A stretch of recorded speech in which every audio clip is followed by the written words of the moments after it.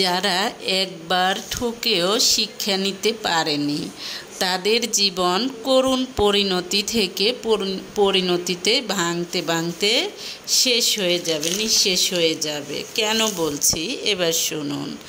ভিডিওটি পুরুষ মহিলা উভয়ের জন্যই প্রযোজ্য। যে আপনাকে বুঝতে চাইবে না তাকে সর্বোচ্চ 2 বার সুযোগ দিবেন, বারবার তাকে বুঝাতে যাবেন না। কথায় আছে, ঘুমন্ত মানুষকে জাগিয়ে তোলা যায়, কিন্তু জেগে ও ঘুমের ভান ধরা মানুষকে জাগানো যায় না। তাই এদের পিছনে নিজের মূল্যবান সময় আর মর্যাদা নষ্ট করতে যাবেন না, এতে আপনি অপরাধ করবেন।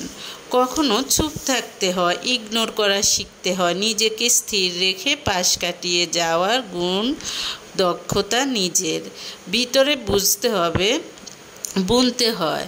হ্যাঁ, মানলাম আপনি পারেন না, কিন্তু শিখে এ গুণ নিজের ভিতর রপ্ত করতে কেউ বারণ করেনি আপনাকে। আপনার জীবনে কাকে রাখবেন কাকে রাখবেন না সে সিদ্ধান্ত আপনারই। অনর্থক ভাগ্যকে দায়ী করবেন না, ভাগ্যের এখানে কোনো লেনদেন নেই। মূলত আপনি মানুষকে খুব বেশি অ্যাক্সেস দিয়ে ফেলেছেন।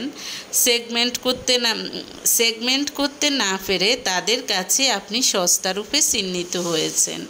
কারো কাছে মর্যাদা পেতে চাইলে আগে নিজের আত্মসম্মানকে জাগ্রত করুন।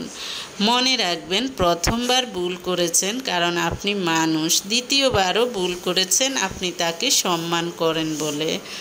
কিন্তু বারবার সেই একই ভুল যদি আপনি করেন তাহলে আপনি অমানুষ, এবং যেটাকে বেহায়াপনা বলে। তাই সঠিক সময়ে নিজের ভুল বুঝে শুধরে নিন, তবে সেটা নিজের অস্তিত্ব বিলিয়ে নয়। তাই সঠিক সময়ে নিজের ভুল শুধরে নিন, এবং সেটা নিজের অস্তিত্ব বিলিয়ে নয়। এটা আমি আগেও বললাম। নিজের আত্মসম্মানের উপরে আর কিছুই নেই। আপনি যেটা ভালোবাসা বলে যাচ্ছেন সেটা প্রকৃত অর্থে কোনো ভালোবাসা নয়। ওটা হলো ইগো আর আপনার আত্মসম্মানের লীলা খেলা। নিজেকে মজবুত করুন। যত বেশি স্কিল আর জ্ঞান ট্রেনিং আপনার মাঝে থাকবে, তত মজবুতভাবে আপনার সুপার কনসাস মাইন্ড নিজের আইডেন্টিটিকে, আত্মমর্যাদাকে স্ট্রং করে বিল্ড করতে পারবেন। তখন কারো কাছে সস্তা হওয়া তো দূরের কথা, ইমোশনাল সিক ব্যক্তি হিসেবে প্রেজেন্ট হবেন না। আপনার মূল্য বাড়বে। আর যারা একবার ঠকেও শিক্ষা নিতে পারেনি জীবন থেকে, তাদের জীবন কিন্তু সবসময় হতাশার মধ্যেই থাকে। তাই সবসময় চেষ্টা করবেন মজবুতভাবে আপনার সুপার কনসাস মাইন্ডকে এবং নিজের আইডেন্টিটিকে এবং আত্মমর্যাদাকে স্ট্রং করতে, অর্থাৎ আপনার